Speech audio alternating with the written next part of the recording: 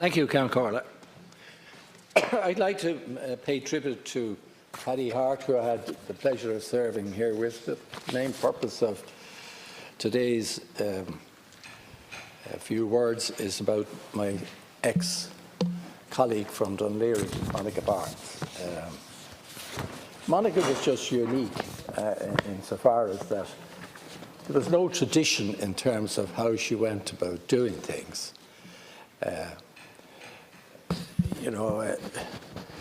We stood together in 81, 82 and 82. 3 elections in 18 months. And she eventually was elected in 82, November 82, and served here until,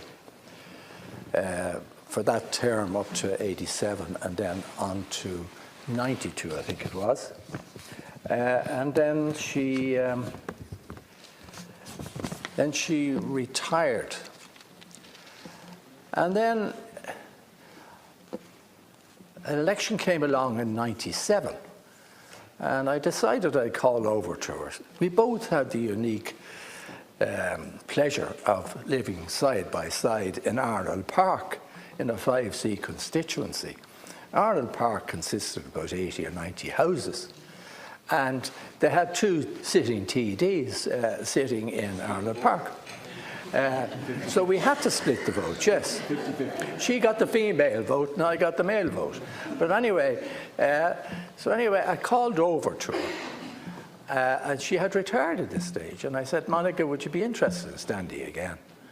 And this was 2000, was it 97? And anyway, she said, okay, I will. So we set about, and she went off on our merry rounds. I never knew where she was, and I didn't care where she was going because that's the type of candidate she was. We didn't divide up the territory. She had her own people, and true enough, she got re-elected.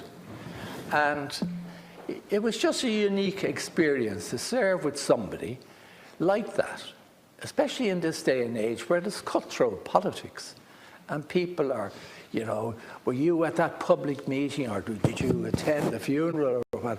Monica went her way and I went my way, and we, there were times, of course, where she wouldn't perhaps agree with some of my views and some issues, but most of the time I could fully agree with her way of thinking.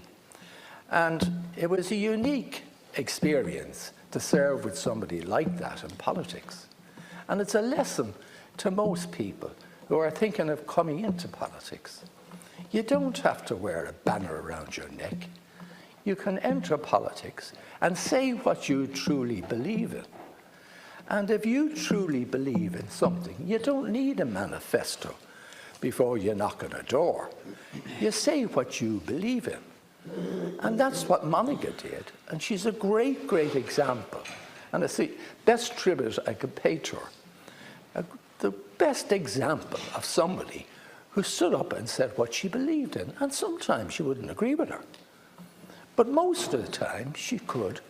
She had a way that you had to agree with her. And I have to admit here, as a sort of a youngish, at that time, conservative type candidate, I learned an awful lot from her. And I learned that you had to be a bit liberal in this country and in this day and age. And I extended my liberalism way beyond what I thought I would. So all I can say is she made a huge contribution to Irish public life. And we need people like that. People who can change opinion by truly believing in a way of life. And, she's a great loss, even though she had retired, but she was a great loss. But the time I went over and asked her would she come out of retirement, and she thought about it and said she would, and lo and behold, she stood and got re-elected. Yeah, she was just unique. And there's very few people who could do that. She had retired. And she said, yeah, I will. And she went her way and I went my way, and she got elected. And so, people look at, have you got a formula? to get elected. Like the formula I learned from Monica, be yourself and say what you truly believe in. May she rest in peace.